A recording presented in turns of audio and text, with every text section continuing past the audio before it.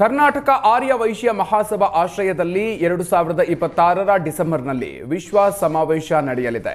ಆಯ್ದ ಉದ್ಯಮಿಗಳು, ಉದ್ಯಮ ನಾಯಕರು, ನವೋದ್ಯಮಿಗಳು ಮತ್ತು ಉದಯೋನ್ಮುಖ ಉದ್ಯಮಿಗಳನ್ನು ಒಟ್ಟುಗೂಡಿಸೋದೇ ಇದರ ಪ್ರಮುಖ ಗುರಿ. 137ಕ್ಕೂ ಹೆಚ್ಚು ಇಂಡಸ್ಟ್ರಿಗಳ ಪ್ರಮುಖರು ಭಾಗಿಯಾಗಲಿದ್ದಾರೆ.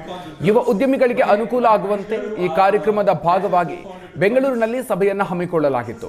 ಈ ವಿಶೇಷ ಕಾರ್ಯಕ್ರಮದಲ್ಲಿ ಜಿಎವಿಎಸ್ ಅಧ್ಯಕ್ಷರಾದ ರವಿಶಂಕರ್, ಜಿಎವಿಎಸ್ ಕೋರ್ ಕಮಿಟಿ ಸದಸ್ಯರಾದ ಅನಿಲ್ ಕುಮಾರ್ ತಲ್ಲಾ, ಜಿಎವಿಎಸ್ ಸದಸ್ಯರಾದ ಡಾಕ್ಟರ್ ಸಿಐಎಸ್ ಪ್ರಸಾದ್ ಸೇರಿದಂತೆ ಹಲವು ಪ್ರಮುಖರು ಭಾಗಿಯಾಗಿದ್ದರು.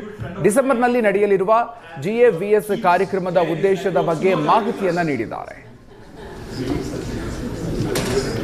ಕರ್ನಾಟಕ ಆರ್ಯ ವೈಶ್ಯ ಮಹಾಸಭೆ ಆಶ್ರಯದಲ್ಲಿ ಡಿಸೆಂಬರ್ ತಿಂಗಳಲ್ಲಿ ಒಂದು ಗ್ಲೋಬಲ್ ಸಮಿಟ್ ಮಾಡ್ತಾಯಿದ್ವಿ.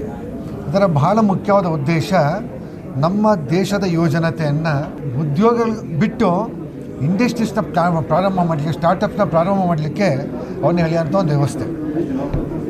ಈ ಸಮಿಟ್ ಮೂಲಕ ನಾವು ಕನಿಷ್ಠ ಒಂದು 5,000 ಜನ ಹೊಸ ನವಯುವಕರನ್ನ ಇಂಡಸ್ಟ್ರಿ ಸ್ಟಾರ್ಟ್ ಮಾಡಲಿಕ್ಕೆ ನಾವು ಎನ್ಕರೇಜ್ ಮಾಡಬೇಕು ಅನ್ನೋದು ಉದ್ದೇಶದಲ್ಲಿ ಮಾಡ್ತಾಯಿದ್ದದು. ನಮಗೆ entire globe, across the globe ಎಷ್ಟೊಂದು ಆಪರ್ಚುನಿಟೀಸ್ ಅಂದರೆ, ನಮ್ಮ ಫಸ್ಟ್ ಎಕ್ಸ್ಪೋರ್ಟ್ ಏನು ಮಾರ್ಕೆಟ್ ಇದೆ ನಂಬರ್ 1 ನಂಬರ್ 2 ಕಂಟ್ರೀಸ್ಗೂ, ನಮ್ಮ ಇಂಡಿಯಾಗೂ ಅದು ನಂಬರ್ 1 ನಂಬರ್ 2 ಇದೆ. ನಾವು ನಂಬರ್ 10th ಪೊಸಿಷನ್ನಲ್ಲಿದ್ದೀವಿ. ಅಷ್ಟು ಗ್ಯಾಪ್ ಇದೆ. ದಟ್ ಈಸ್ ದ ಆಪರ್ಚುನಿಟಿ ನಮಗೆ.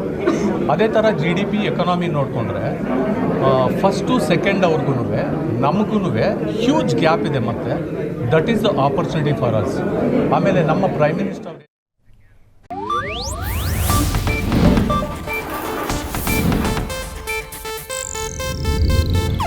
ಇದು ಏಷ್ಯಾನೆಟ್ ನ್ಯೂಸ್ ನೆಟ್ವರ್ಕ್ ಪ್ರಸ್ತುತಿ.